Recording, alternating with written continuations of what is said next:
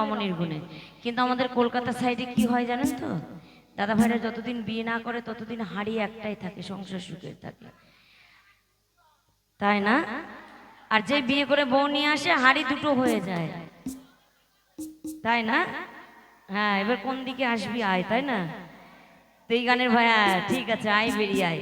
তো বউরা যদি স্বামীর টাকা বাঁচাতে চাও তাহলে হাঁড়ি দুটো করো না, কারণ চাঁদা, আমার দাদা ভাই বলছে এখানে হাঁড়ি দুটো হলে চাঁদাও ভাগা হয়ে যাবে, চাঁদাও বেশি দিতে হবে, 3000 হলে 6000 দিতে হবে। আচ্ছা আচ্ছা আচ্ছা, তাই কি বলছে দেখুন। সঙ্গে আছে, আমি এক হাত সিঁদুর পরেছি, শাঁখাবেলা সবই পরেছি, অথচ স্বামী যদি রাত করে বাড়ি আসে বলি তোমার ভাতটা তুমি বেড়ে খাও বা ঢেকে রেখে দিই, শীতকালে যদি ভাত বেড়ে রেখে দিই তো ঠান্ডা হয়ে যাবে, তাহলে সে মানুষ না কুকুর যে আমি ভাতটা বেড়ে রেখে দিলাম সে খেয়ে নেবে? তো এটা কখনোই হতে পারে না, কি তাই তো? তো অনেক মানুষ আছে এটা করে। তো দেখুন, একটা পুরুষ মানুষ 10টা টাকা 20টা টাকা রোজগার করার জন্য সকাল 5টা থেকে, কেউ 4টে থেকে, কেউ ভোর 3টে থেকে রাত 10টা অব্দি পরিশ্রম করছে। মনে করুন বন্ধুদের সঙ্গে 1 ঘন্টা আড্ডা মেরে রাত্রি 11টায় এসেছে, যদি বলি কেন এত রাতে বাড়ি এসেছো, কেন এসেছো, তোমার ভাত তুমি বেড়ে খেয়ে নাও, একবারও কি ভেবে দেখেছেন ওরাও তো মানুষ, ওরা তো রোবট নয়। সারাদিন পরিশ্রম করার পরে যদি বন্ধুদের সঙ্গে আধা ঘন্টা আড্ডাও মারে, তাতে দোষটা কোথায়? তাহলে তোরা বাঁচবে, নাহলে তোরা মরে যাবে।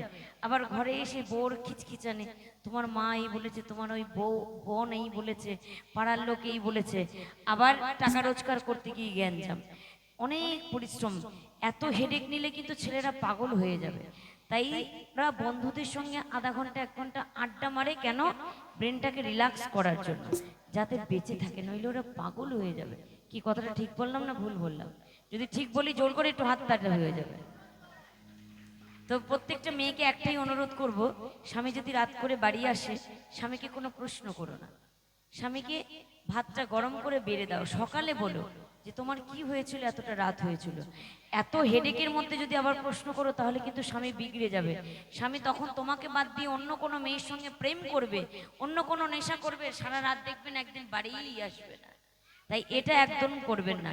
ছেলেরা হচ্ছে ভালোবাসার পাগল, ভালোবাসা দিলে ঠিক ঘরে আসবে, কিন্তু ভালোবাসা না দিলে স্বামী বাইরে চলে যাবে। তাই কি বলছে দেখুন, সুতি হওয়া যায় না শুধু শাঁখা সিঁদুর